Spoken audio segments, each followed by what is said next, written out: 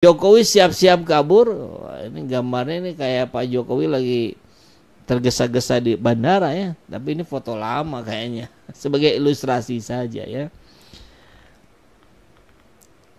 Pengamat sosial dan One Hat Apib, Mehmet Hakim.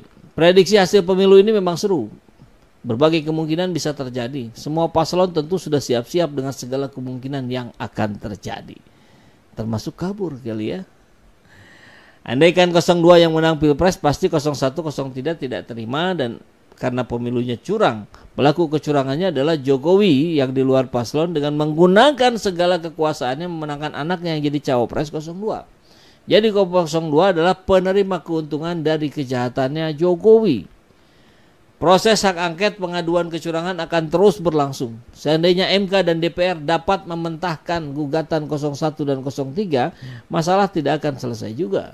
Besar kemungkinan pemerintahan Prabowo tidak akan berjalan normal. Setiap saat di Jakarta maupun di daerah akan ramai orang berdemo, protes menentang anak haram konstitusi. Semakin parah jika kemampuan negara untuk bayar utangnya sangat lemah. Karena tidak ada juga track record barangkali Prabowo dalam penyelesaian utang. Prabowo diprediksi akan fokus belanja alutsista dan memberikan makan siang gratis. Kemudian diperkirakan mengelola pemerintahan dianggap sama dengan mengelola bisnis sesuai visinya. Jika Prabowo sakit atau meninggal dengan berbagai sebab, maka Wapres otomatis jadi presidennya. Tentu kondisi politik akan semakin panas. Apalagi Gibran tak memiliki adab sopan santun pada yang lebih tua. Jadi yang ada hanya gimmick saja ya. Ahli gimmick ya Gibran. Lu jangan gibranin gua dong, katanya. Lu jangan bohongin gua dong dengan gimmick-gimmick lu. Ya, maksudnya kan begitu gitu. Tidak ada yang bisa menjamin Prabowo akan selamat. Karakter Jokowi yang culas sudah menjadi bawaannya. Apakah selanjutnya Panglima, Kapolri dan para menteri akan menerima diperintah Gibran? Apalagi rakyat. Jadi begitu Gibran mau jadi presiden, sangat mungkin Indonesia terpecah belah. Umumnya masyarakat di daerah termasuk di Solo sendiri nggak rela Gibran memimpin RI. Begitu juga jika Prabowo yang jadi presiden, rasanya nggak ada jaminan Jokowi akan selamat. Ingat, Prabowo pernah dicurangi oleh Jokowi dalam Pilpres. Bagaimana bisnisnya, sumber dananya dihambat semua kita tahu. Pasti Jokowi akan merasakan balasannya, walaupun Gibran jadi cawapresnya. Jika Prabowo tega meninggalkan ulama dan emak-emak para pendukungnya dulu, meninggalkan Jokowi, itu perkara kecil. Jika seandainya kubu 01 Anies yang menang, walau 2 putaran, pasti kubu 02 tidak puas. Apalagi sudah pernah selamatan segala, selebrasi di Istora Senayan yang biayanya sangat mahal itu. Pasti ada rasa malu, jengkel, marah sebab dana keluar banyak, terutama para pendukung Jokowi mungkin akan ngamuk. Bupati, polisi, ASN, kepala desa, penerima bansos akan jadi sasaran kemarahannya. Ada caleg yang gagal tuh kan ditarik lagi bantuannya ya. Yang sudah sewa benerin jalan mulus di aspal, dirusak lagi aspalnya gara-gara dia nggak kepilih. Luar biasa. Nah, Anies kan ingin melakukan perubahan mendasar, menegakkan keadilan dan memperbaiki ekonomi kalangan menengah bawah. Artinya siapa saja yang bisnisnya kotor akan dibabat habis. Pemimpin-pemimpin yang lurus akan diberi tempat selayaknya. Jokowi termasuk pejabat kotor, jadi termasuk yang harus ditertibkan. Melihat kondisi seperti itu, Jokowi diduga akan segera kabur ke luar negeri karena takut digugat atas kejahatannya selama ini. Begitu juga para pembantunya termasuk KPU dan yang dianggap pengkhianat lainnya akan ikut mengungsi atau minimalnya ngumpet. Anies jika jadi presiden akan tegas pada oligarki yang selama ini membuat ketimpangan ekonomi semakin jauh, merusak tatanan bisnis terkait pribumi. Mereka juga sangat mungkin kabur dan beroperasi dari luar negeri. Mirip-mirip 98 gitu ya. Para pejabat yang menghamba pada Jokowi siap-siap saja dipinggirkan, dimiskinkan, atau bahkan masuk penjara. Bukan karena dendam Anies, tapi karena akibat perbuatannya sendiri. Cuma kubu Anies diperkirakan yang dapat menyelesaikan hutang-hutang luar negeri. Hutang yang timbul atas kemauan presiden tanpa persetujuan DPR tentu merupakan tanggung jawab Jokowi sendiri. Jadi harus dibayar duit Jokowi sendiri, ya, jangan duit negara. Kenapa? Karena tanpa diskusi dengan DPR. Begitu juga hutang bisnis swasta dan BUMN atas prakarsa Presiden. Perekonomian akan bertambah baik karena iklim usaha akan lebih baik. Kemiskinan akan berkurang, pendidikan akan dikembalikan ke rel yang seharusnya. Jika Anies yang menang ya. Saat 01 menang sangat mungkin dibentuk pengadilan ad hoc sebagai gantinya pengadilan rakyat dengan eksekutor khusus untuk menangani kebrutalan kejahatan politik dan ekonomi. Akan tetapi, Anies akan merangkul seluruh komponen bangsa yang baik untuk sama-sama membangun negeri. Anies bukan tipikal pemimpin yang suka melanggar janji. Begitu juga jika Ganjar dari kubu 03 yang menang, Jokowi tidak akan aman juga. Karena sudah dianggap pengkhianat dan terlalu banyak dosanya. Pada PDIP tentunya. Pilihan terbaik Jokowi akan tetap kabur ke luar negeri. Indonesia dianggap tidak aman buat Jokowi dan keluarganya. Jika tetap berada tinggal di dalam negeri, tentu harus masuk penjara juga. Kubu Ganjar sangat mungkin bersatu dengan kubu Anies. Kedua kubu ini memiliki nasib yang serupa, yakni dicurangi Jokowi. Sebagian dari kubu 02 sejatinya sebagian sudah ada yang bergabung ke kubu 01. Ini merupakan modal persatuan yang cukup kuat. Mari bertobatlah para pendukung 02 ya.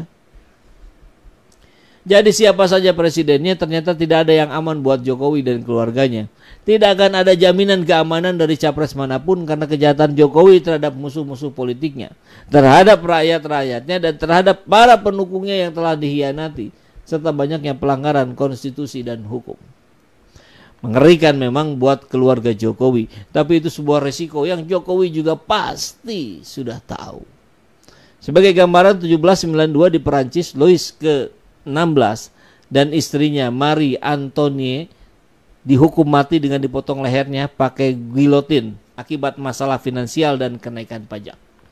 Selain itu, ada juga nasib presiden diktator yang dihukum mati seperti Saddam Hussein di Irak di tahun 2003. Dihukum gantung oleh lawan politiknya dan akibat banyaknya kemiskinan serta kesulitan akibat perang dengan Iran. Presiden Muhammad Najibullah dari Afghanistan 96 ditembak mati, diseret pakai mobil dan digantung selama 2 hari di Rumania 1989. Presiden Nicolae Ceausescu dan istrinya dihukum mati di depan regu tembak atas tuduhan membunuh rakyatnya dan pengelapan uang. Ferdinand Marcos 1989 diasingkan ke Hawaii akibat suburnya korupsi dan pemilu curang. Banyak lagi contoh presiden yang dihukum akibat masalah keserakahan dan ketidakpuasan rakyat. Semua presiden yang dihukum mati di atas karena kejahatannya terhadap rakyat. Seperti Jokowi sekarang ini. Nah, bagaimana Jokowi yang berwajah lugu tapi daya rusaknya luar biasa terhadap negeri ini? Korupsi berkembang, nepotisme, kecurangan di pemilu, pembohong ulung. Berapa orang rakyat yang terbunuh akibat kecurangan dan kebenciannya? Di Indonesia tidak dikenal hukum potong leher atau gantung, yang ada hukuman tembak mati. Untuk seorang presiden belum ada sejarahnya di Indonesia yang dihukum mati. Paling seperti BK yang dianggap pro PKI berupa tahanan rumah secara ketat sampai mati. Jokowi memang harus berhitung cermat dan siap-siap dengan resiko terburuk jika ketidakpuasan rakyat menjadi sebuah revolusi. Kemarahan massal tidak dapat diatasi oleh pasukan polisi dan bersenjata. Kemarahan hanya dapat diobati dengan cara melakukan apa yang diminta rakyat. Tulisan yang sangat keren sekali, Pak Mehmet Hakim.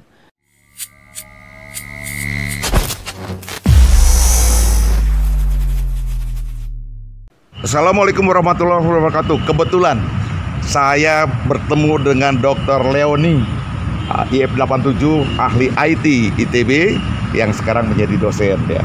Mungkin sama dengan Kang Anas, mungkin Mbak Leoni bisa memberikan pendapatnya tentang Sirekap yang sekarang heboh di seluruh jagat maya. Terima kasih Kang Yai.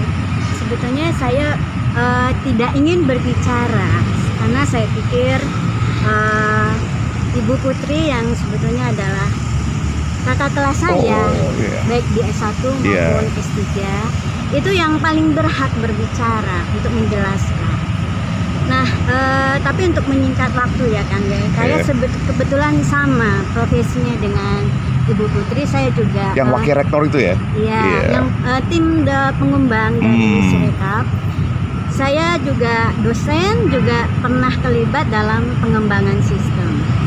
Saya sudah pelajari kronologis dari kontroversi yang terjadi pada Sirekap, khususnya untuk Pilpres.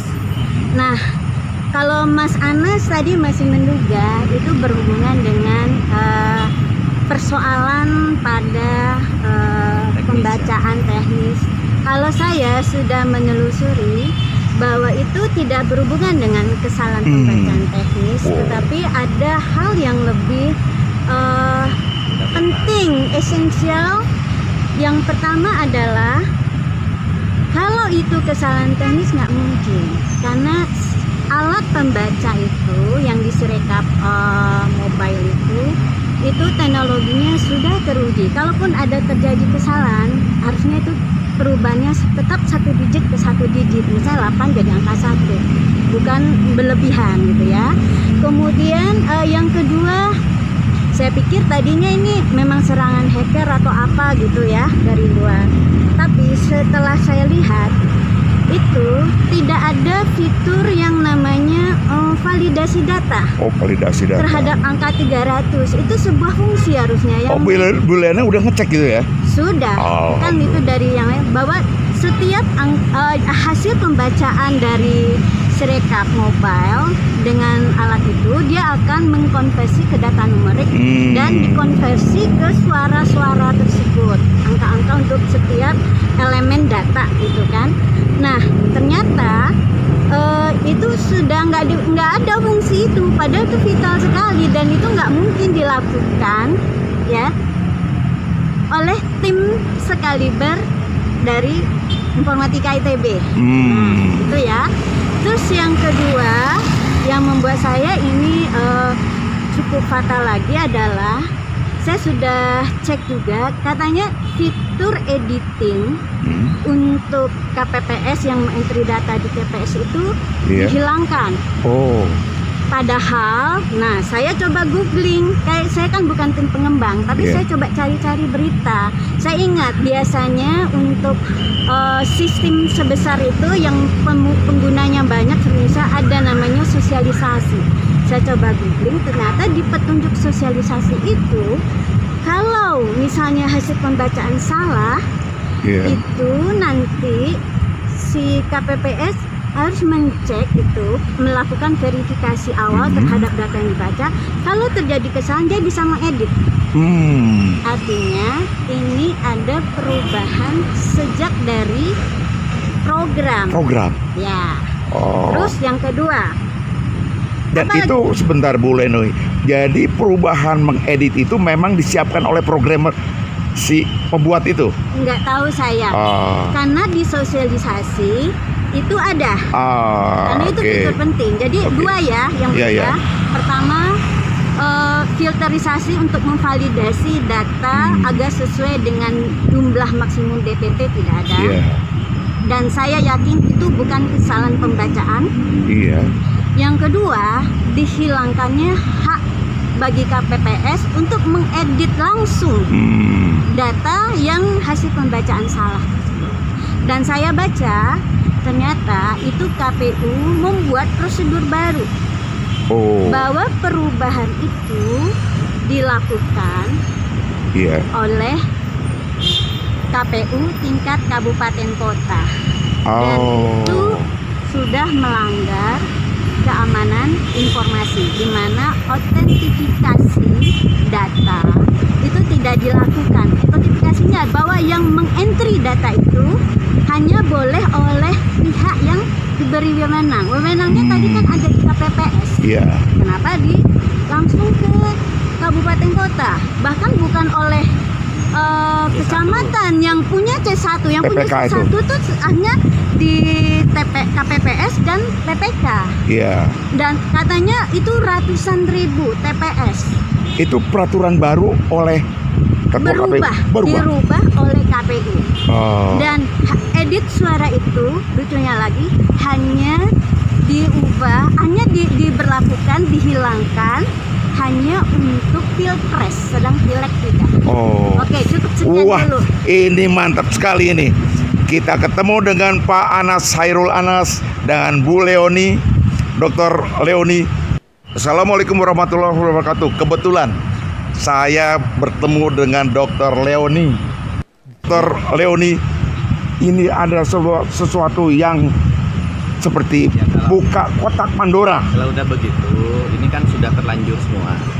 Berarti harus dibaca ulang C1-nya dengan sistem, karena nggak mungkin dibukain satu-satu. Udah pakai foto-foto yang asli itu kita baca ulang. Oke. Dan yakin Ya. C1 manual lebih tidak bisa dijaga integritasnya. Oke. Jadi masalah di sini adalah perubahan yang dilakukan oleh KPU menghilangkan fitur edit bagi KPPS dan justru editnya oleh kabupaten kota, lalu menghilangkan filter itu yang membuat data kacau, ya, itu sudah melanggar prinsip keamanan informasi dan menghilang. Ya, video dari kawan-kawan reaksi ITB, ya, relawan dari alumni ITB yang concern terhadap perjuangan pembelaan terhadap keadilan. Dan kita lihat ya, Anas Hairul Anas dan Dr. Leoni ini sudah semakin membuka kebobrokan yang sudah terbuka sebetulnya. Sirekap ini sudah terbuka, tapi ahli datang kemudian makin menggila-gila kerusakan yang diidap oleh Sirekap, yang mestinya dia nggak punya salah apa-apa karena dia hanya alat, dia hanya mesin gitu. Tentu yang mengoperasikannya yang jahat. Nah, sehingga ketika itu terbongkar, ya bisa jadi gitu kan, apa-apa yang dilakukan oleh rejim ini siap-siap angkat kaki. Kalau kita lihat misalkan ini dari Roy Suryo ya.